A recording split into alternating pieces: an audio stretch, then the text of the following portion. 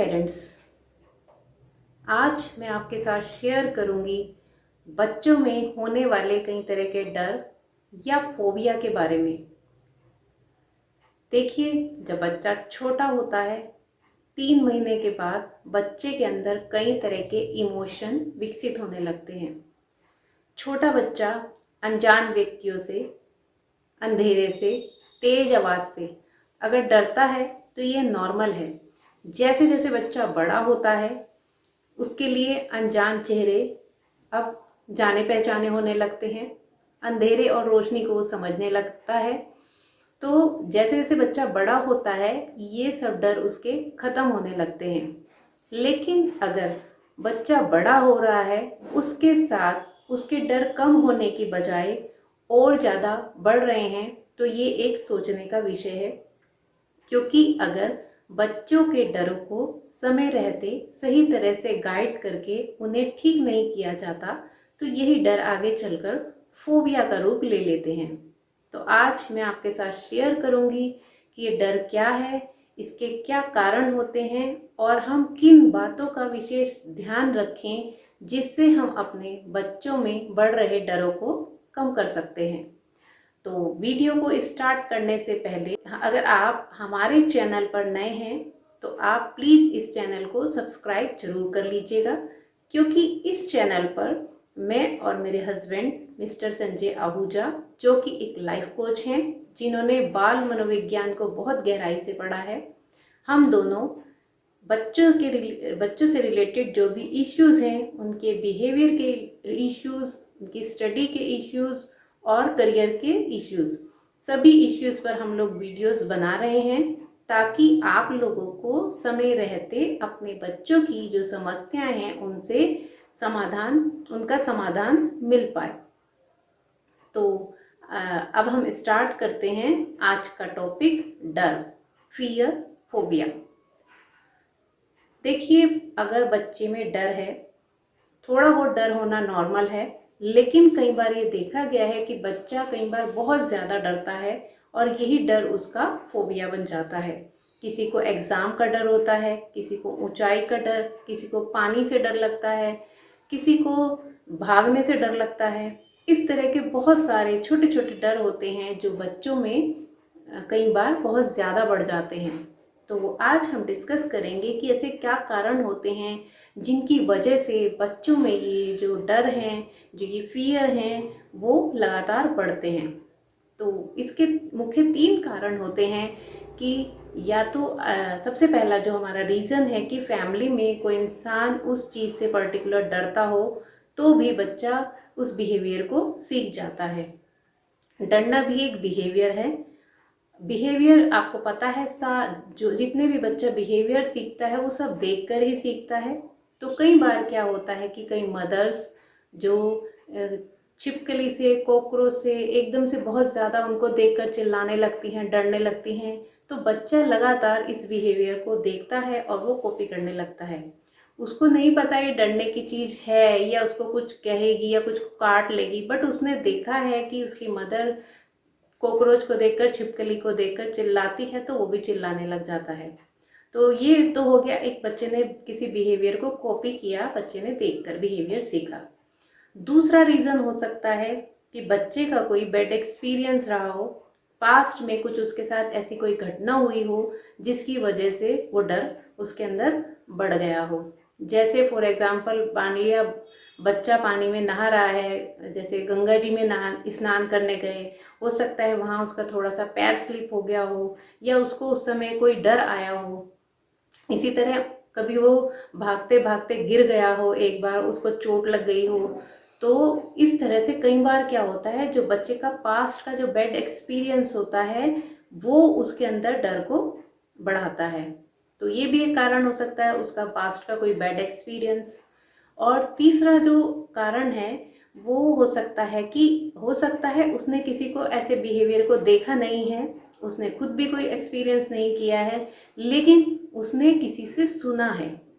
कई बार क्या होता है कि 2 बड़े लोग आपस में अपने एक्सपीरियंस शेयर कर रहे होते हैं, बातचीत कर रहे होते हैं, तो बच्चा वहाँ पे प्रेजेंट है और हो सकता है 2 लोगों के बीच में जो कम्युनिकेशन हुआ हो उसमें किसी ने अपनी लाइफ के कुछ बैड एक्सपीरियंस शेयर किए हों और बच्चे ने वो सब सुन लिया। अब बच्चे को सुनने के बाद उसको नहीं पता, उसने सिर्फ सुना है और सुनने के बाद ही उसने इमेजिनेशन कर लिया, उसने अपने माइंड में कल्पना कर ली और वो उस चीज़ से डरने लगा।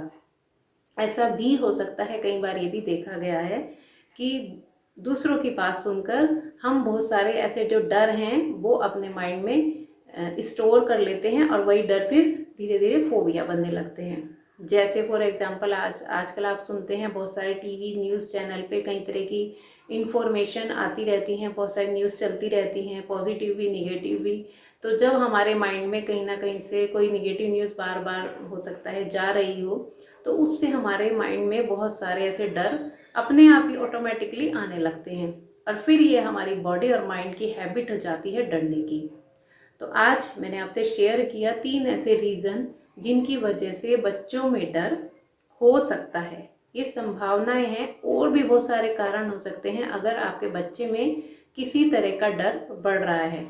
वो हम तभी समझ पाएंगे जब हम अच्छे से ऑब्जर्व करेंगे बच्चे को कि बच्चा जब डर रहा है उस समय उसकी स्टेट ऑफ माइंड क्या है, उसकी मानसिक स्थिति क्या है, उस पर किसी तरह का प्रेशर तो नहीं है, वो किस सिचुएशन में ऐसा करता है और किस फ्रीक्वेंसी के साथ वो करता है। जब हम ये सब चीज़ें ऑब्जर्व करेंगे तो ही हम समझ पाएंगे कि बच्चे में अगर कोई डर बढ़ रहा है तो उसके क्या कारण हैं।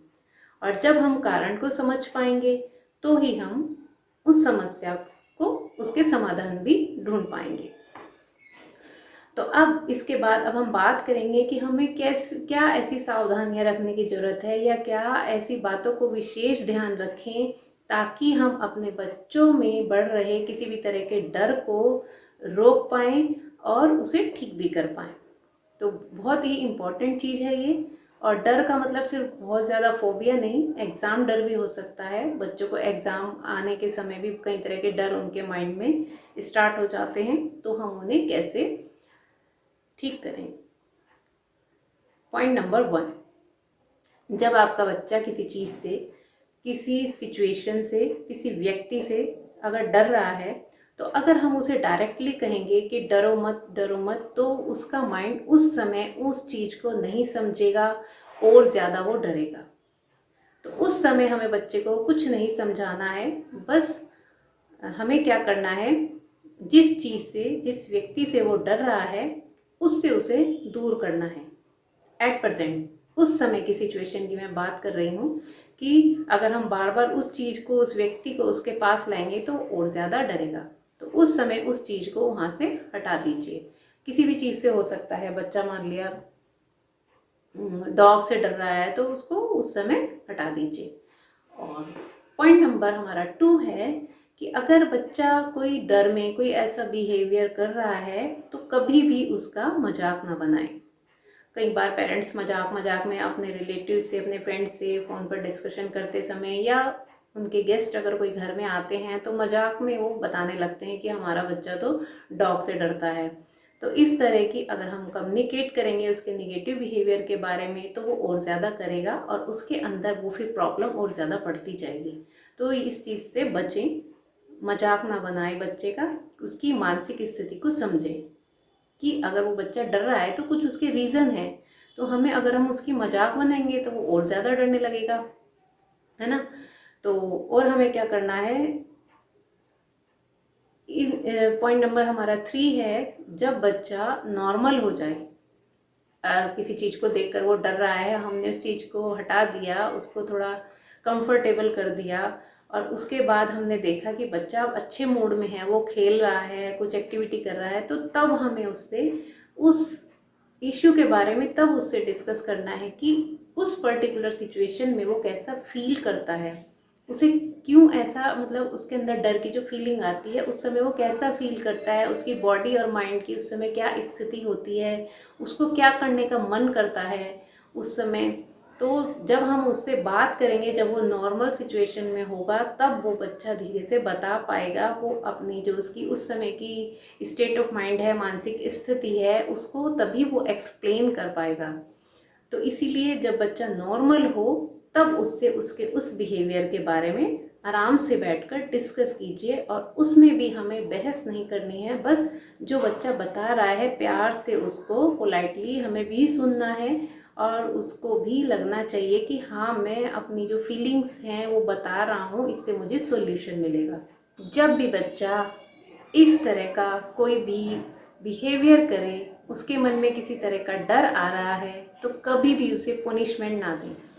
अगर आप पनिशमेंट देंगे तो बच्चे को और ज़्यादा उसके अंदर गिल्टी फीलिंग आएगी और वो और ज़्यादा उसका जो सेल्फ इमेज है, सेल्फ रेस्पेक्ट है, वो कम होने लगेगी।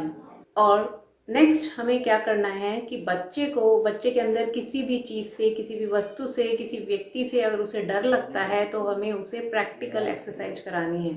जैसे अगर आपके बच्चे को डॉग से डर लगता है तो आपको क्या प्रैक्टिकल करना है, पहले आपको बच्चे को डॉग की कोई अच्छी स्टोरी सुनानी है ताकि वो कंफर्टेबल हो। उसके बाद आपको उसको आर्टिफिशियल डॉग दिखाना है, टॉयज दिखा सकते हैं। फिर धीरे धीरे आप जब बच्चा और नॉर्मल होने लगे, उसके लिए वो उसका वो डर धीरे धीरे जब वो निकलने लगे, वो कंफर्टेबल फील करे, तो आपको उसको फिर प्रैक्टिकली छोटे से डॉग जो काटने वाला ना हो, ना ज़्यादा शोर मचाने वाला हो, उसके पास ले जाना है। फिर जब बच्चा और कंफर्टेबल होने लगे तो फिर आप बड़े डॉग के पास भी ले जा सकते हैं। तो इस तरह हमें बच्चों के अंदर जो भी डर पनप रहे हैं, अननोइंगली वो उसने कहीं से बिहेवियर कॉपी कर लिया है, तो इस तरह से हम धीरे धीरे प्रैक्टिकल एक्सरसाइज के थ्रू बच्चे के कई तरह के डरों को निकाल सकते हैं।